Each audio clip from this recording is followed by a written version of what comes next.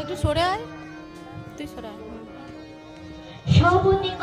শপথ করো প্রাণ করো বলিদান, বাংলার বীর প্রথম হলেন শহীদ ক্ষুদিরাম।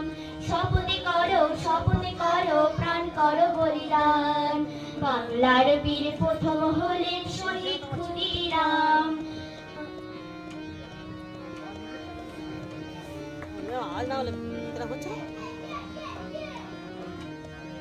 আমাদের জমি আমাদের ধান আমরা পাই না খেতে, আমাদের ঘরে লক্ষ্মী পূজায় দেবী জ্বলে না রাতে।